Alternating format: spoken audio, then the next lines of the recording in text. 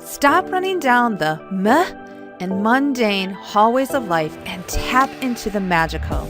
My name is Michelle Shutter. I am a life and leadership coach for women and host of the Life Coaching Classroom podcast.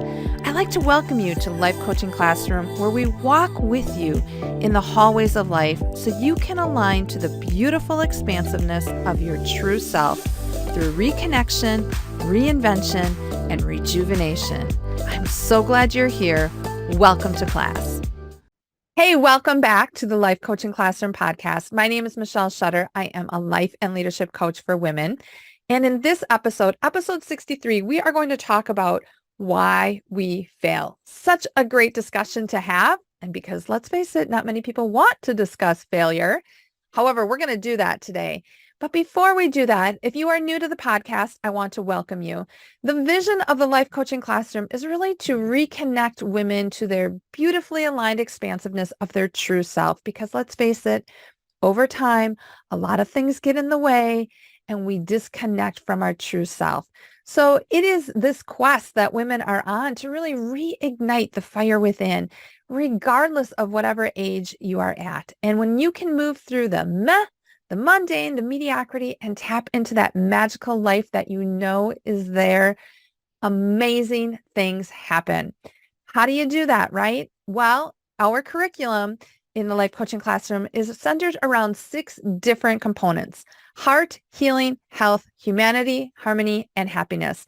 And it's through those process, that studying of those units, that we can reinvent ourselves.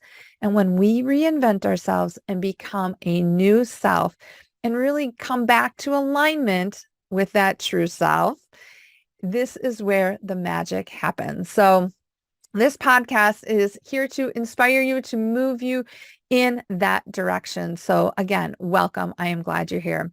Now, episode 63, as I mentioned, we're going to talk about why we fail. And at the day of I'm recording this, it's the 10th day of January, 2023, new year, new you, right? Like all of this excitement is in the air.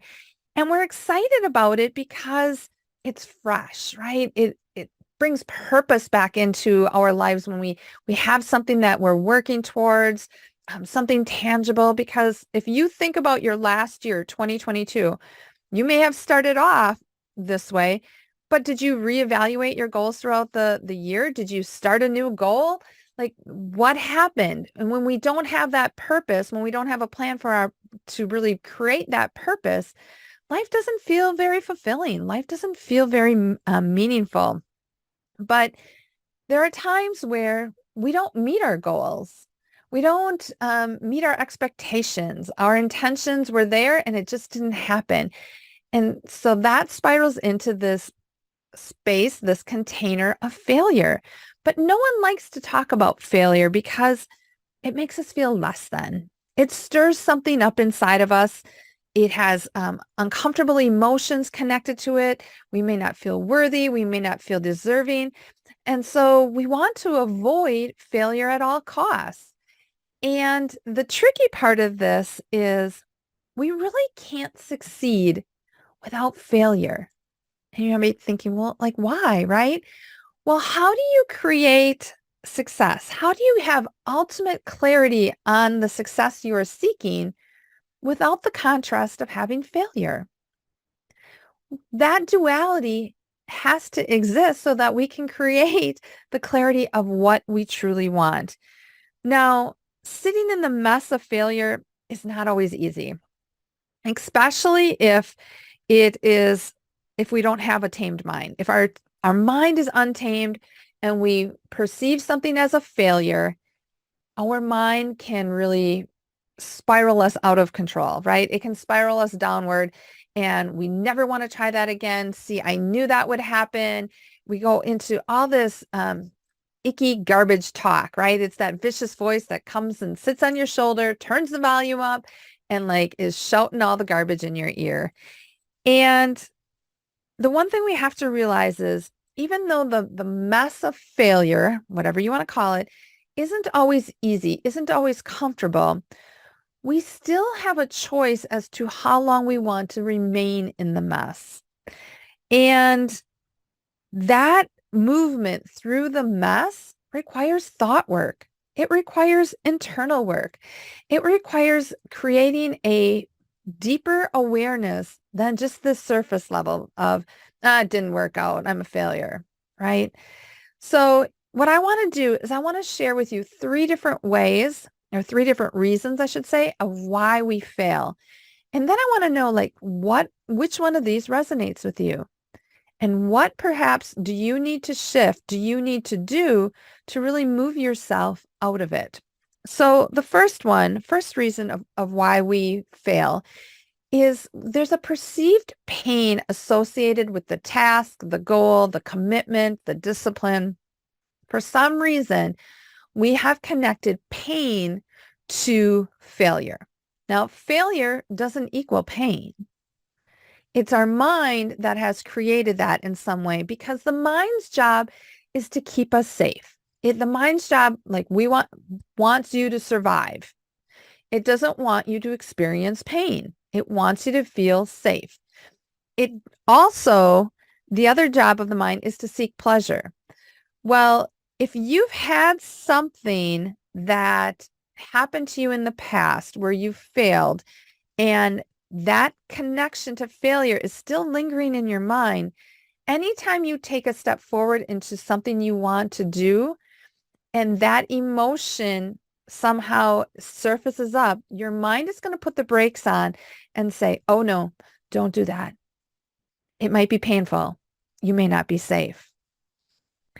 And so what happened was somewhere in your past, there was an emotional deposit made during a circumstance, an event, a situation where you understood that as a failure and you never really cleared that emotional deposit.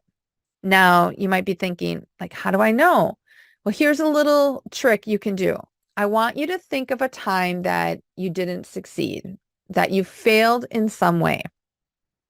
And I really want you just to recall everything you can about that event. Think about it in terms of like, what do you see? What do you hear? What do you feel? Were there any like smells? Like use your five senses to really support you in this. Bring that to life in a sense. Okay. Go back into that space. At the same time, I want you to really pay attention to your body in that, does it evoke an emotional feeling in you in some way, or does it evoke a physical feeling in you in some way? So sometimes when I do this, the stress of the event will come like through my jaws. Like I'll get really tight and clenchy in my jaws, and I can just like my jaw like aches. The other times was like I feel that emotion of, oh my God, I can't believe I did that. Like, like it's just a sickening almost feeling. That's how you know if you have anything physical or anything emotional that shows up for you. That's how you know you have connected perceived pain to failure because it is still evoking a response in you. So when you start something new and want to go get something or have a new goal, that prior event is still lingering, is still showing up. And your mind thinks that there's going to be something painful for you, so it wants you to avoid it at all cost. Now, you may also think like, logically, that doesn't even make sense to me. Like, why would I do that? That was such a long time ago.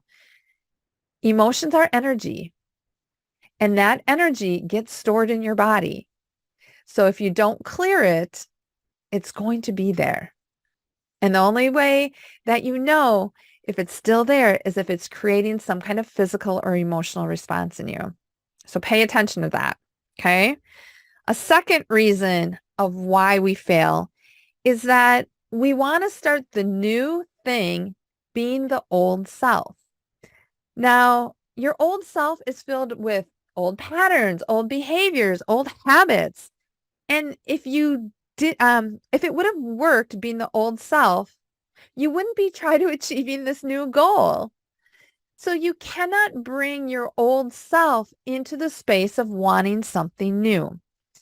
You have to take some time to really identify your old self versus your new self. Like, who do you want to be? It is so important that you reinvent your thoughts, you reinvent your feelings, you reinvent your actions so that you can create some clarity around that new person, that new self. And I have a really great tool that if you're interested in utilizing that to do some of the self-discovery, let me know. I would be happy to share that with you. It's just really looking at old self versus new self. The hardest part of what you want for your goal is this work, is the thought work, it's the feeling work, it's the action work, and all of that is connected. So a second tool that I have for you, if you haven't accessed the magic of reinvention, that is a tool that is on my website that you can download absolutely for free. Just go to lifecoachingclassroom.com/library. I believe it's the first one there. But use that tool to really identify, like, what are your old thoughts around this? Thoughts create feelings. So then what are your feelings? Feelings create your actions. What are your actions? But then do a second one in terms of, okay, this is who I have to be. This is who I want to be. What thoughts do I have to have? What feelings do I have to have? And what actions do I have to get the result I am seeking? It's so powerful. So if you are trying here in 2023 to reach something new, you cannot be the same person that you were in 2022 to get that new goal. The third reason why we fail is that we've chosen microwave over accountability. And what do I mean by that? Well, we have been conditioned in so many ways to want things quicker, faster, immediately, right?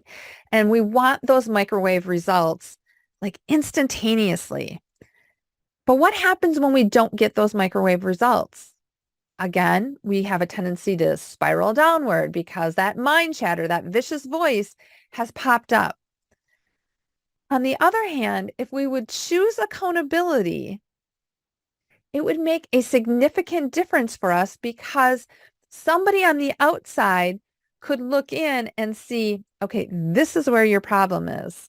This is where the situation is.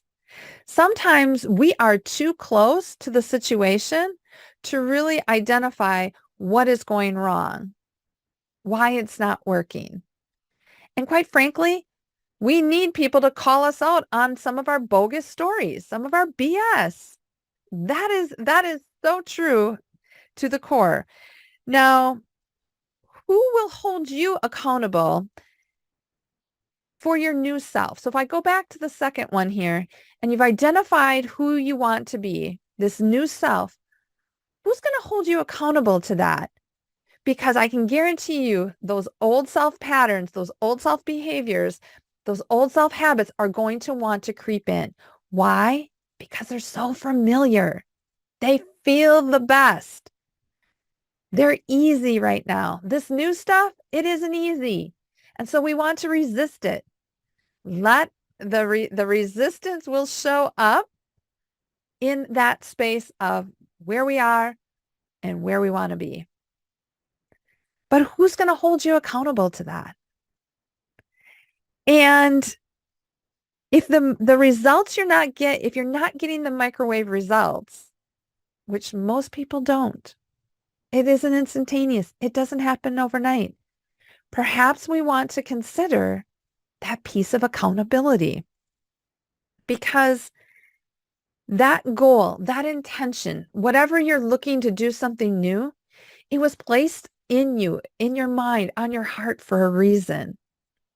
And that reason wasn't to throw the towel in. That reason wasn't to give up on the goal. The reason was to work through this in a way that expands you, that elevates you, that reconnects you with your true self.